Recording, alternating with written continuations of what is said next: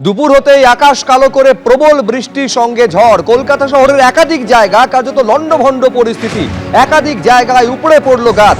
দেখুন ছবি।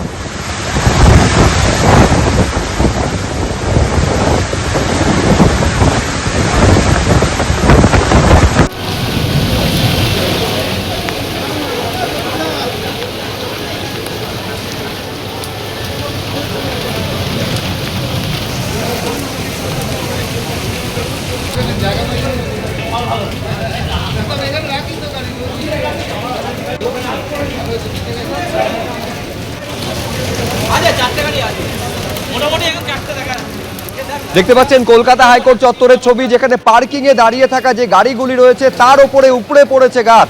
এই ছবি কিন্তু শুধু কলকাতা হাইকোর্ট চত্বর নয়, ধর্মতলাতে পর্যন্ত দেখা গেছে। কলকাতা শহরের একাধিক জায়গায় এরকম একাধিক গাছ উপড়ে পড়েছে। দেখছেন মেয়ো রোডের ছবি।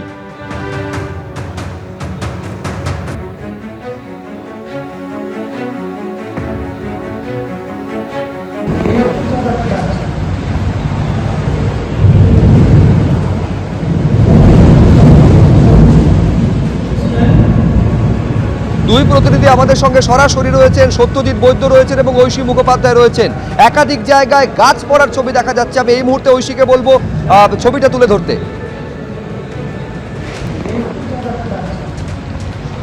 দেখো, আমরা রয়েছি এই মুহূর্তে মেয়ো রোডে। মেয়ো রোডের সঙ্গে রেড রোডের যে সংযোগস্থল, অত্যন্ত গুরুত্বপূর্ণ একটি সংযোগস্থল, সেখানে দেখতে পাচ্ছ গাছ একদম শিকড় শুদ্ধ উপড়ে পড়ে গিয়েছে।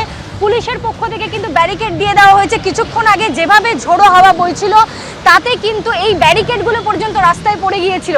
তার পরবর্তী সময়ে যাতে কোনো রকম দুর্ঘটনা না ঘটে, কোনো রকম বিপত্তির সৃষ্টি না হয়, বাধাপ্রাপ্ত না হয়, যানজট না হয়, তার জন্যই কিন্তু ব্যারিকেড করে দেওয়া হয়েছে। তুমি দেখতে পাচ্ছ শিকড় শুদ্ধ একেবারে গাছ পড়ে গিয়েছে। এরকমই ছবি কিন্তু এখানকার একাধিক রাস্তায় ধর্মতলা চত্বরে একের পর এক গাছ উপড়ে পড়ে গিয়েছে। এখনো পর্যন্ত যদিও বা কোনো রকম ব্যবস্থা এই গাছগুলো কাটা শুরু করা হয়নি, তবে অত্যন্ত গুরুত্বপূর্ণ সংযোগস্থলে এই মেয়ো রোডের সঙ্গে রেড রোড, সে কারণেই কিন্তু পুলিশের পক্ষ থেকে ব্যারিকেড করে দেওয়া হয়েছে যাতে যান চলাচলে কোনো রকম সমস্যা না হয় এবং কোনো রকম বাধা বিপত্তির সৃষ্টি না হয়। শুভঙ্কর লাহা ছবিটা দেখাচ্ছে, তুমি দেখতে পাচ্ছ যে ট্রাফিক পুলিশও কিন্তু রাস্তায় রয়েছে যাতে কোনো রকম বাধা বিপত্তির সম্মুখীন গাড়িগুলি না হয়, তার জন্য তাদেরকে সাইড দিয়ে চলে যেতে বলা হচ্ছে। এবং গাছটা সম্পূর্ণভাবে তুমি দেখতে পাচ্ছ একেবারে যেখানে গাছ পড়েছে, এটা মেয়ো রোড এবং রেড রোডের সংযোগস্থলের ছবি ঐশী আমাদের সামনে তুলে ধরছিল। ব্যারিকেড করে দেওয়া হয়েছে। আমাদের আরেক প্রতিনিধি সত্যজিৎ বৈদ্য, দেখাও সত্যজিৎ, কি ছবি? দেখো শুভ্রজিৎ, তোমাকে প্রথমেই বলে রাখি যে এই মুহূর্তে কিন্তু আকাশ এখনো কালো করে আছে এবং থেকে থেকে বজ্রবিদ্যুৎ, মেঘ ঢাকার আওয়াজ পাওয়া যাচ্ছে এবং বৃষ্টি চলছে, যদিও কিছুটা কমেছে।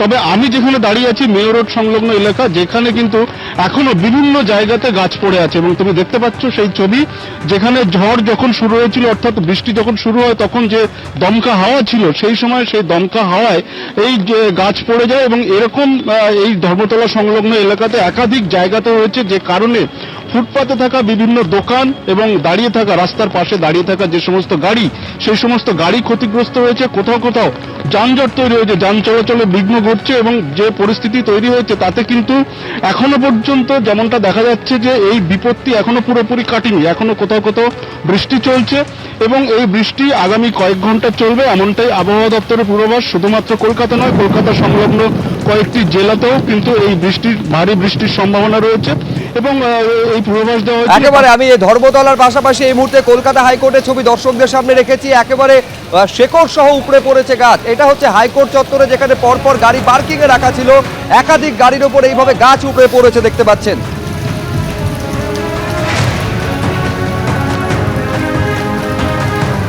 এবিপি আনন্দ, এগিয়ে থাকে, এগিয়ে রাখে।